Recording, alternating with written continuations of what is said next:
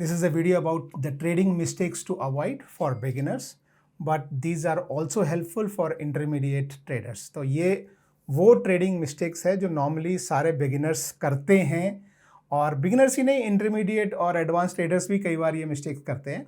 तो ये मिस्टेक्स अगर आपको पता हो और आप इनको अवॉइड कर सकते हैं तो आप ये ज़रूर उसमें लेके आएँ। मैं लगभग 6 या 7 शायद यहाँ पे मैं मिस्टेक्स की मैं बात करूँगा। तो अगर आप इन मिस्टेक्स को समझ के, क्योंकि ये बहुत ज़रूरी है कि आप ट्रेड कर रहे हैं तो आपको आपके मिस्टेक्स पता हो कि नॉर्मली आप क्या गलती करते हैं। हर ट्रेडर एक अलग तरह की गलती करता है और वो गलती अक्सर रिपीट होती ही चली जाती है, तो आप उसको कंट्रोल में लाएं। जैसे मैं भी कई गलतियां करता हूं, आप कौन सी गलती करते हैं मुझे आप अभी वीडियो को रोक के थोड़ा मुझे नीचे कमेंट में लिख के बताएं कि आपकी ट्रेडिंग में नॉर्मली कौन सी गलती है जो आप अक्सर करते हैं और बाद में आपको लगता है कि यार ये गलती मैंने फिर रिपीट कर दी। तो वो मुझे नीचे कमेंट में बताएं। तो चलिए शुरू करते हैं सबसे पहली गलती से। सबसे पहली गलती जो बिगिनर ट्रेडर करते हैं वो होती है कि बिना प्लान के ट्रेड करना। आप कोई भी ट्रेड ले रहे हैं तो आपके पास उसका प्लान होना चाहिए कि जैसे आपने पहले मार्केट का रिसर्च किया, स्टडी किया कि लॉन्ग टर्म में ट्रेंडिंग मार्केट ऊपर की तरफ जा रहा है, शॉर्ट टर्म में भी आज ऊपर की तरफ जा रहा है, तो आज आपका ट्रेड जो है वो बाइंग साइड में रहेगा। लेट्स से आपने डिसाइड किया कि आज मैं कॉल बाइंग करूंगा, ठीक है, और मैं कब कॉल बाइंग करूंगा? जब मुझे लगेगा कि एक XYZ लेवल से ब्रेकआउट निकलेगा तब मैं लूंगा, और अप्रॉक्सीमेटली उसका जो लोएस्ट पॉइंट होगा वहाँ पे मैं अपना स्टॉप लॉस लगाऊंगा, और एटलीस्ट 2x स्टॉप लॉस का मैं आगे टारगेट पे मैं जो है एटलीस्ट वहाँ तक का मैं जो है वो अपना टारगेट रखूंगा। और जब मार्केट या प्राइस वहाँ मूव हो जाएगा तो मैं अपना स्टॉप लॉस उस पॉइंट पे मूव करके स्टॉप लॉस को ट्रेल करूंगा। तो इस तरह का आपका प्लान हर ट्रेड के पीछे होना चाहिए। अगर प्लान नहीं है तो और आप रैंडमली आप थोड़ा सा चार्ट देखा, आपने न्यूज़ सुना, टीवी पे सुना, खट से ट्रेड ले लिया, वो गड़बड़ करता है। तो प्लान आपके दिमाग में पहले क्लियर होना चाहिए, रिस्क रिवॉर्ड आपके दिमाग में पहले क्लियर होना चाहिए। तो you should have a plan, that's a point 1। Point number 2 है वो है स्टॉप लॉस नहीं लगाना।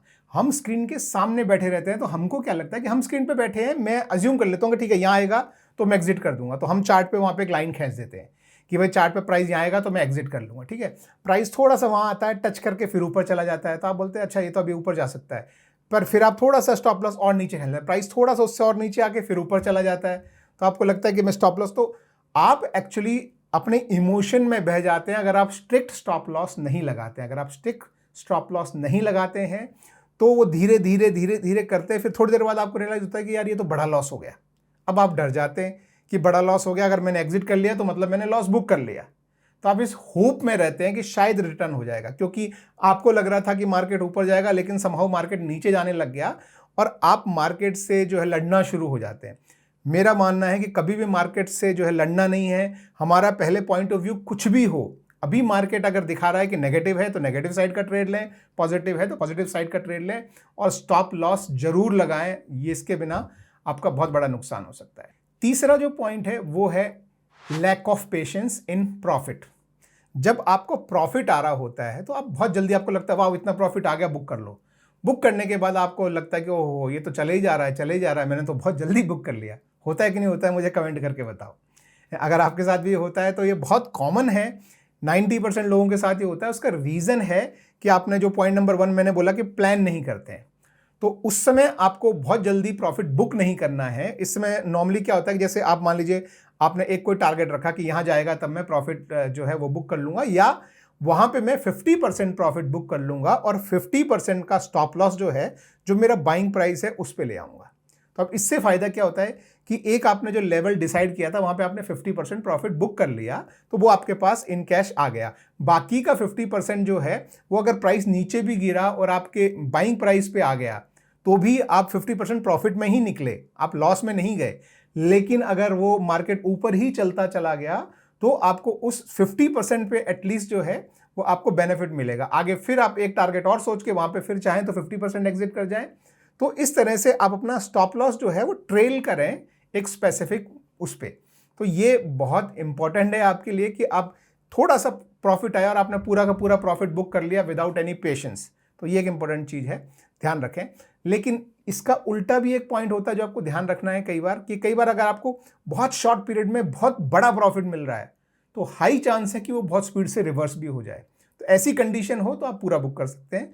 लेकिन अगर कंसिस्टेंटली आपको स्पेसिफिक रीजन की वजह से अगर आपका प्राइस मूव हो रहा है तो आप इसे मूव होने दें और अपने प्रॉफिट मेकिंग जो ट्रेड्स हैं उनको लंबा चलने दें, और जो लॉस मेकिंग ट्रेड है वो जल्दी स्टॉप लॉस लगा के एग्जिट करें। पॉइंट नंबर 4 जो है वो है कि लोग ट्रेंड एनालाइज नहीं करते हैं। हमेशा ध्यान रखिए, ट्रेंड एनालिसिस बहुत जरूरी है आपको लॉन्ग टर्म के लिए। आपके मार्केट का, मान लीजिए आप बैंक निफ्टी में ट्रेड करते हैं, तो आपको ये पता होना चाहिए कि लॉन्ग टर्म में बैंक निफ्टी का ट्रेड किस तरफ को जा रहा है, शॉर्ट टर्म में बैंक निफ्टी का ट्रेड किस तरफ को जा रहा है, मीडियम टर्म में बैंक निफ्टी का जो ट्रेंड है वो किस तरफ को जा रहा है।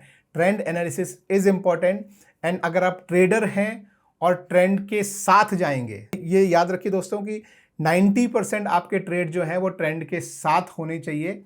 बहुत कम जो है ट्रेड्स सक्सेसफुल होते हैं जो ट्रेंड के रिवर्सल पे काम करते हैं। ट्रेंड का रिवर्सल जो पकड़ लेता है वो बहुत पैसा बनाता है, लेकिन वो बहुत मुश्किल काम होता है। अक्सर अगर आप ट्रेंड के जो है रिवर्स ट्रेड लेंगे तो आप लॉस करते हैं। तो ध्यान रखिए, आपको ट्रेंड पता होगा किस तरफ का है तो आप उस तरफ का डायरेक्शनल ट्रेड लेंगे तो आप प्रॉफिट बनाएंगे। पांचवी गलती जो ज़्यादातर बिगिनर्स ट्रेडर करते हैं, एडवांस वाले थोड़े कम करते हैं लेकिन बिगिनर्स में ये बहुत कॉमन है कि वो अपनी रिस्क प्रॉपरली मैनेज नहीं करते हैं। रिस्क मैनेज करने का क्या मतलब है कि आपके अकाउंट में मान लीजिए कि 1 लाख रुपए है, तो आपको कितना बड़ा ट्रेड लेना चाहिए, क्योंकि इफेक्टिवली क्या होता है कि किसी भी एक ट्रेड में आपका लॉस जो है वो आपके अकाउंट का जो वैल्यू है, अगर आपका 1 लाख का अकाउंट है तो 1 लाख की वैल्यू, 1 करोड़ का अकाउंट है तो 1 करोड़ की वैल्यू है। किसी भी एक ट्रेड में आपका लॉस आपको डिफाइन करना है कि मेरा किसी भी एक ट्रेड में एक ट्रेड का लॉस जो है वो 2% से ज़्यादा नहीं होना चाहिए मेरा जो अकाउंट वैल्यू है। अगर आपका अकाउंट में 1 लाख रुपए है तो एक ट्रेड पे आपका 2000 से ज़्यादा लॉस नहीं होना चाहिए। ये आपका स्टॉप लॉस होना चाहिए। ये रिस्क मैनेजमेंट की बात है। आपके अगेंस्ट चला गया मार्केट तो एग्जिट कर जाओ, 2% के लॉस पे आप एग्जिट कर जाओ, क्योंकि कोई पता नहीं, क्योंकि इसका मतलब है कि आपने जिस तरफ ट्रेंड सोचा था ट्रेंड उस तरफ नहीं जा रहा है, रिवर्स जा रहा है। 2% बड़ा नंबर होता है, छोटा नंबर नहीं होता। इसी तरह से अगर आप 1 CR केस में है तो 2% आपका 2 लाख, तो 2 लाख से ऊपर कभी भी लॉस आ रहा है आपको तो आप एग्जिट कर जाए।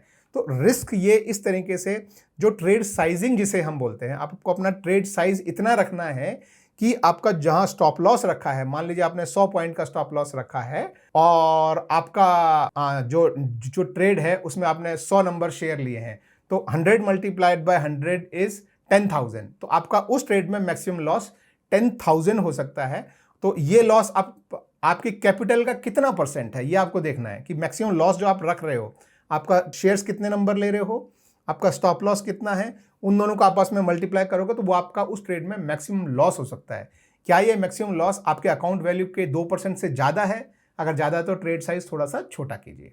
छठी गलती जो ज़्यादातर बिगिनर्स ट्रेडर्स करते हैं वो करते हैं कि वो ओवर ट्रेड करते हैं। ओवर ट्रेड में दोस्तों क्या होता है, जैसे मान लीजिए आप मान लो FNO में ट्रेड कर रहे हैं तो ऑप्शन प्राइसेस बहुत जल्दी जल्दी मूव होते हैं। आपको थोड़ा सा प्रॉफिट मिला, आपने बुक कर लिया, फिर दोबारा ट्रेड लेते हैं, फिर थोड़ा सा प्रॉफिट मिला, फिर बुक कर लिया, फिर दोबारा ट्रेड लेते हैं। तो बार बार जब आप ये ट्रेड लेते हैं तो हर ट्रेड पे, जैसे मान लो कि आपने ऑप्शन का ही कोई छोटा सा ट्रेड है, आप मान लो 1 लॉट में या 2 लॉट में ट्रेड कर रहे हैं, तो थोड़े थोड़े पैसे के लिए अगर आप बार बार ओवर ट्रेड करते हैं तो आपका बहुत सारा पैसा जो है वो आपके ब्रोकरेज, आपकी STT, आपकी NSE एंड BSE चार्जेस, फिर उसके ऊपर आपका GST, फिर उसके ऊपर आपका स्टैम्प ड्यूटी, ये सब मिला के इसके ऊपर फिर सेबी चार्जेस, ये सब मिला के आपका जो प्रॉफिट बन रहा है थोड़ा थोड़ा वो खा जाते हैं।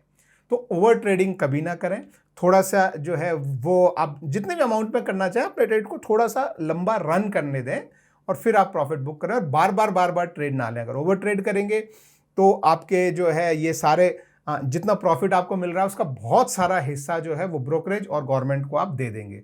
तो ओवर ट्रेडिंग एक और चीज़ है जो बहुत लोग मतलब इनिशियल स्टेज में करते हैं, क्योंकि वो बहुत जल्दी प्रॉफिट बुक कर लेते हैं, उसकी वजह से उनको ओवर ट्रेडिंग करना पड़ता है। सातवां जो बहुत ही कॉमन मतलब हर जगह ये फैला हुआ है बीमारी की तरह, जो सातवीं मिस्टेक जो बिगिनर ट्रेडर करते हैं, बिना समझे वो किसी की टिप्स पे, जैसे बहुत लोग हमारे ग्रुप में बोलते हैं कि सर कोई टिप बताइए, कब बाय करें कब सेल करें, किसी दूसरे की टिप पे कि ये शेयर जो है वो अगले 3 महीने में बहुत अच्छा हो सकता है, मैं बाय कर लूँ, मैं सेल कर लूँ।